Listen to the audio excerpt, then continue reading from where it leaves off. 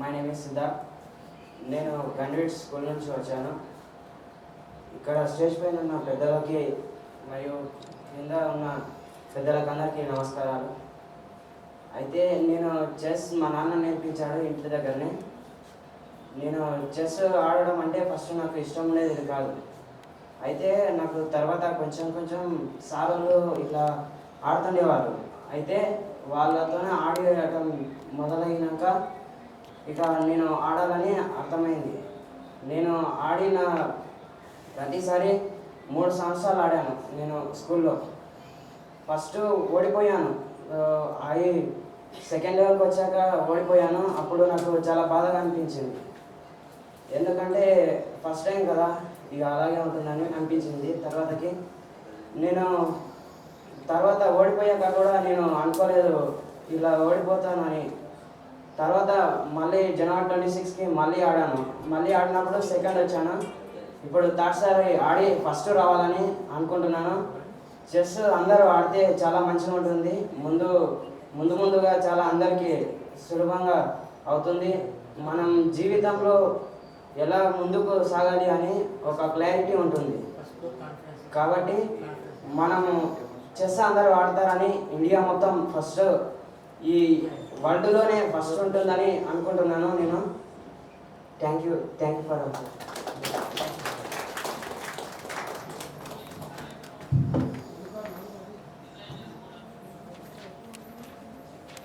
చక్కగా చెప్పాడు బాబు. తన అనుభవాలు, ఆ గెలవటం ఓటమిలో ఉండే ఫీలింగ్స్. తర్వాత శ్రీకృతి ఉందమ్మా, వెళ్ళిపోయావా? ఓకే. గీతా దుర్గా తను కూడా మాట్లాడతానంటుంది చెస్ గురించి.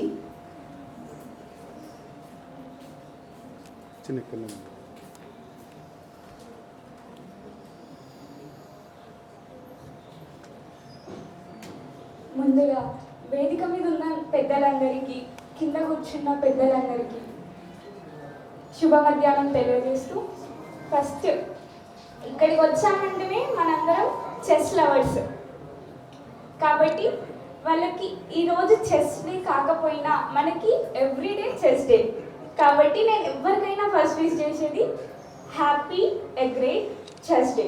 ఓకే.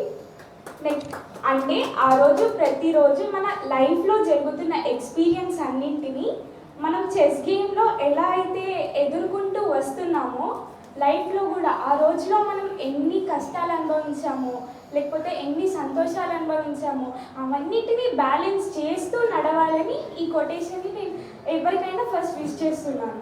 సో ఫస్ట్ నా గురించి చెప్పాలంటే నేను Geetha Durga, intermediate first year in Wanaparthy Rao's కాలేజ్లో చదువుతున్నాను.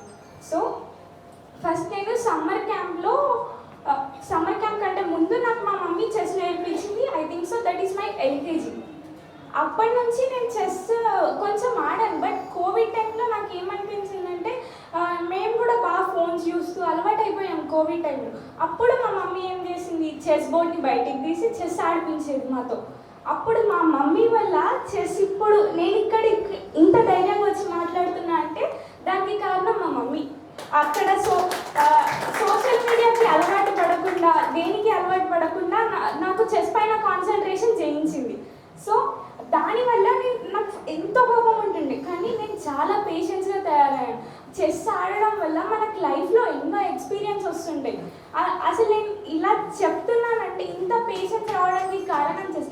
ఎన్నో టోర్నమెంట్స్ ఆడినా, ఎన్నో దగ్గర ఓడిపోయినా గెలిచిన, కానీ ఓడిపోయినప్పుడు ఫస్ట్లో అనిపించేది, బాధగా ఉండేది, అరే ఓడిపోయినా కదా ఏడుస్తున్నా, ఇప్పుడు ఓడిపోయినా కానీ నెక్స్ట్ టైం గెలుద్దామా అని. ఫస్ట్ టైం ఓడిపోతూనే ఉన్నా కదా, ఇంకా నేను గెలుస్తానా అని నిరుత్సాహపడుతుండే. కానీ అప్పుడు మంచిగా మోటివేషన్ చేసే వాళ్ళు ఉంటుండే ప్రతి దగ్గర. ఎక్కడికి వెళ్తే అక్కడ సార్ వాళ్ళందరూ మంచిగా మోటివేట్ చేస్తుండే, అరే ఏం కాదమ్మా ఈసారి ఓడిపోయినావు కదా, నెక్స్ట్ టైం విన్ అవుతావు, నువ్వే విన్ అవుతావు అని చెప్పిన సార్ వాళ్ళతోని మళ్ళీ అదే సార్ వాళ్ళతోని వెళ్ళి సన్మానం చేయించుకున్నా నేను గెలిచి. అంటే దట్స్ మై గ్రేట్నెస్.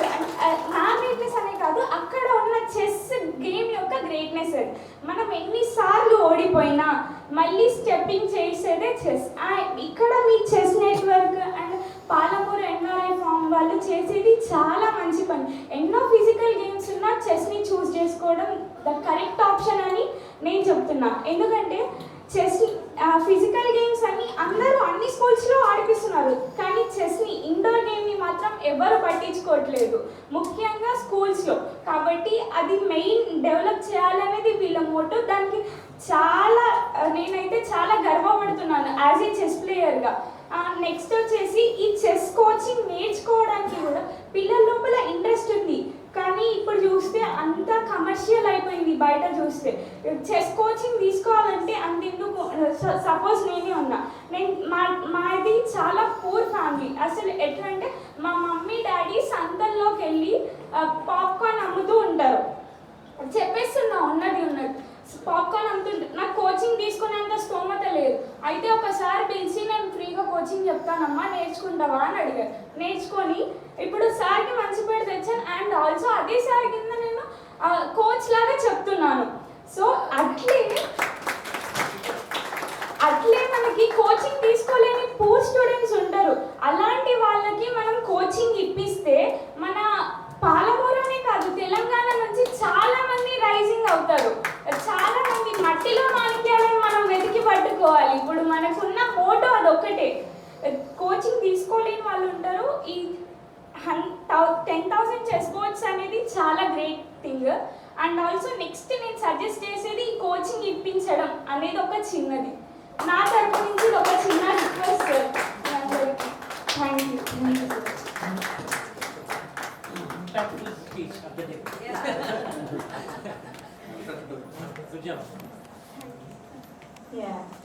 ఇది ఒక సక్సెస్ స్టోరీ నిజంగా. తర్వాత అందులో ఉండే ఇబ్బందులు, కోచింగ్ ఎంత అవసరము, ఎలాంటి వాళ్ళకి అవసరము, ఇదంతా కూడా చాలా చక్కగా చెప్పింది అమ్మాయి. ఇప్పుడు సోషల్ యాక్టివిస్ట్ కొల్లాపురం విమల గారిని మాట్లాడవలసిందిగా కోరుతున్నాను.